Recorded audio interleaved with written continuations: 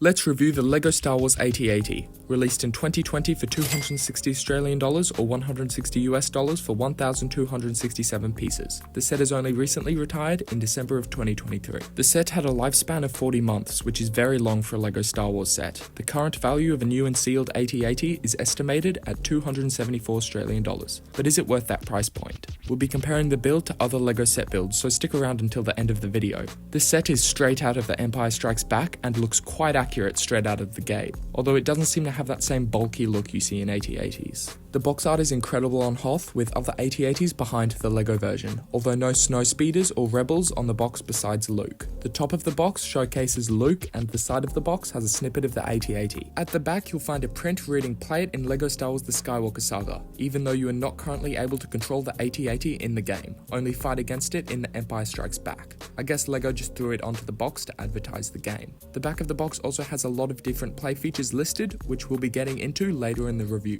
Opening up the set, you'll find a case for your instructions so that they don't get bent. The instructions look good. The copy of the box art beats the current render of the set for the front cover of the instructions. Don't forget to scan the QR code for insider points. Up the back you'll find other LEGO Star Wars sets, most, if not all, of which are retired, along with more advertising for LEGO Star Wars The Skywalker Saga. The set has plastic bags numbered 1 to 8. Let's get into it. The set comes with 6 figures. You get Luke and 2 snowtroopers in the first bag, and General Veers with 2 AT-AT drivers in the 8th and final bag. The figure selection is overall pretty good, and definitely accurate to what we see in the Battle of Hoth, although an extra snowtrooper or 2 would have been great to help fill out the set. The addition of Luke Skywalker is great and adds conflict to allow for a better player experience. Going in depth with each figure, starting with Luke, he comes with a thermal detonator and his blue lightsaber. Taking them off, we have a fairly good print, although I hate the basic lines on the legs that make this figure look lower quality. The tube that runs from his torso to hip to legs is cool, but the colour changes on the hip print, which doesn't look great. At the back of the figure there's decent back printing, although Luke's other face's chin strap can be seen due to the helmet not coming down all the way. The helmet and face printing are great, but no arm printing. Luke's second face has his goggles up. The Luke figure is good, but compared to versions like the one we see in the UCS X-Wing, this figure doesn't hold up. Luke isn't unique to this set. He also comes in the 2019 Snowspeeder and the 2019 X-Wing Starfighter Trench Run. Up next we have General Maximilian Veers. He comes with binoculars as an accessory. Taking them off, we see the sand blue and grey design used to achieve a cool look. The printed glasses on the helmet are great, and the 2 face prints are satisfactory. The figure has a good torso print on the front and back, but no print or dual molding on the legs or arms. Honestly, compared to the Hoth ATST driver, this General Veers isn't as good in my opinion. General Veers doesn't come with leg printing, but the figure in a cheaper set does. This should not be the case. Another reason why I think the Hoth ATST driver is better is because of my preference for the white and grey design over the sand blue and grey design. But the sand blue design is accurate for General Veers. This version of General Veers is unique to the set.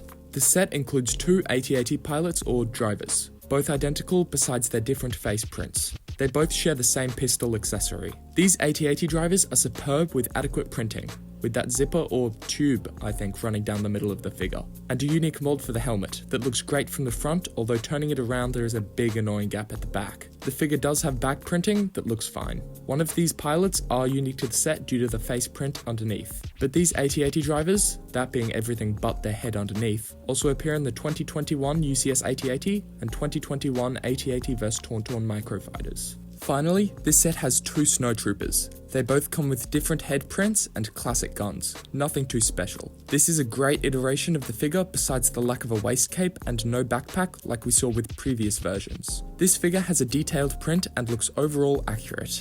These 2 snowtroopers are unique to the set because of their heads underneath, but everything else about this figure appears in sets like the 2021 UCS AT-AT and the 2022 Snowtrooper Battle Pack. I'd always like a few more of these figures in a set like this, but 2 is adequate. The figures work well together in the end. The printing isn't as good a quality as I'd like in a set like this, although they are all accurate and a good lineup of figures. I don't see the figures being the main draw for this set though. The main draw for this set has got to be the build, and this thing is definitely worth it. it's tall and lives up to the hype around the AT-AT in The Empire Strikes Back. In playscale, it still catches people's attention and is a great display set. Starting off with the build experience, it was actually quite quick, especially the legs. The build is symmetrical, and with 4 legs, I could see this build being irritative to some LEGO fans, although I didn't mind it and the end product is definitely worth it. There is a bit of technique work, but not too much, and there are no stickers in this set, which is definitely a plus. Overall, an okay build experience. Obviously not as good as other sets, but not bad. Let's now address the elephant in the room. Are you paying top dollar for grey blocks on 4 legs? Well, depending on how you see it, I wouldn't say so. There's a lot going on in this build, and despite the lack of colour, it makes up for on great angles and accuracy to what it's based off of. Going from front to back with aesthetics and build aspects, the head of the AT-AT is easily one of the best parts of this set. The only bad parts of the head is probably the squinty eyes or windscreen at the front, and ugly look from behind with brown pieces and blue Technic pieces that you won't be seeing that often. Other than that, the head packs a lot of features like the movable turrets on each side and 2 turrets down the bottom, which do seem to fall off every once in a while. The head has an overall amazing shape achieved with connected panels. Moving to the neck of the set, it doesn't look quite right due to the large gap between each circle, which is inaccurate. Although I don't see how this would be solved unless on a bigger model like the UCS AT-AT. Whilst the neck doesn't look great, it certainly is strong, holding the head to the body really well. The neck does have a bit of give or a buffer, which I quite like. You can't move it too unnaturally. Moving on to the body, it has an overall great shape with panel work used to achieve an armoured, accurate look for the AT-AT. Between the body and the legs, there are panels attached to give it that armoured, complex aesthetic. From each side, the body looks great, although if you look at the front or back of the set, there is a glaring negative of this set. It is quite skinny width-wise, and detracts from the accuracy of the build. On top of this, there are some blue and brown Technic pieces showing that really take away from the build. I get how LEGO need to make the pieces easy to find and place, but couldn't they make just the Technic pieces showing on the exterior of the build grey? Overall, the body gets the job done well. There isn't too much going on with the body's panels, which I love. Less is more in this case. Finally, the legs. They are all identical, but achieve an incredible look with panels on the outside and Technic on the inside, a balance between aesthetic and sturdiness. The legs can be adjusted to be straight or bent in different walking positions, although I find this position to be my favourite. To those thinking that the feet are symmetrical, think again. The toes, I guess you could say, that are facing inwards are 1 stud shorter, which for some reason annoys me. The legs get the job done in the end, and that's about all there is to them.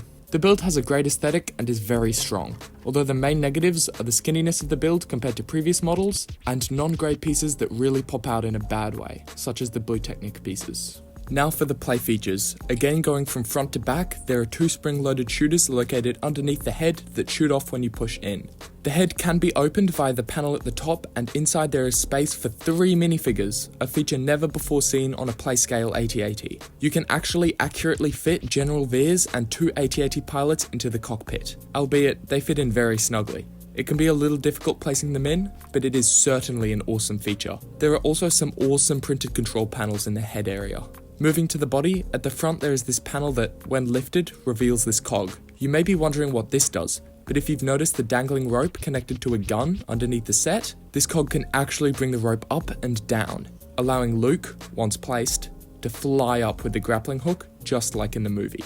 Although once attached, there's nowhere for him to put his lightsaber. Whilst this grappling hook rope is certainly a cool idea, it is very annoying to make. I don't see kids being able to tie knots around both the grappling gun and cog, making it annoying to execute, but once done, it is a cool feature. Once you bring Luke up the AT-AT, there's a panel you can drop down for Luke to chuck his thermal detonator into, which is so cool, although there is nowhere for the thermal detonator to go in there. It is blocked off. Moving to the middle of the body, there are panels on each side that lift up easily to reveal full access to the spacious middle section. There are 5 seats for figures, although with only 2 snowtroopers provided in the set, you'll probably only fill in 2 of the seats, unless purchase of the snowtrooper battle pack.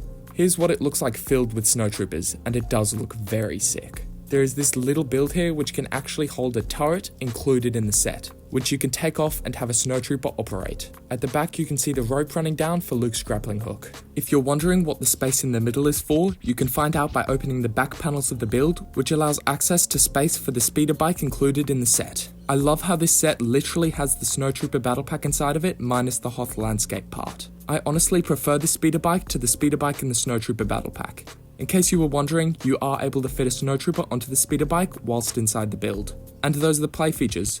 Whilst the colour of the build is bland and seemingly boring, the build packs a lot of epic play features that definitely puts it above previous LEGO AT-ATs. Now to compare the size of the AT-AT to other Star Wars sets. Here's the Hoth AT-ST. Whilst the AT-AT does dwarf the AT-ST, and I'd say the size difference does equal the price difference, in universe the AT-AT would be a lot bigger. Here's the AT-AT next to the group buildable figure, Anakin's pod racer, the Coruscant Guard gunship, Megalodon monster truck, and finally the latest AAT.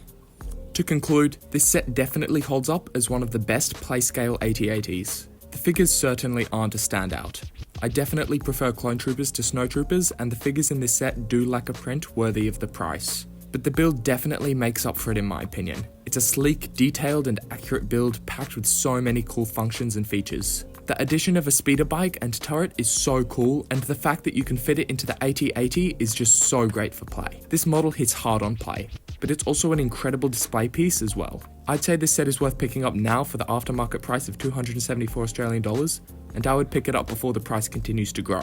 I'll rate this set an 8.9 out of 10, but let me know your thoughts and ratings of this set in the comments below. Thanks for watching to the end of the video. Whilst you're here, you might as well like and subscribe. Check out our Instagram to gain insight on more LEGO content, and I'll see you in the next video.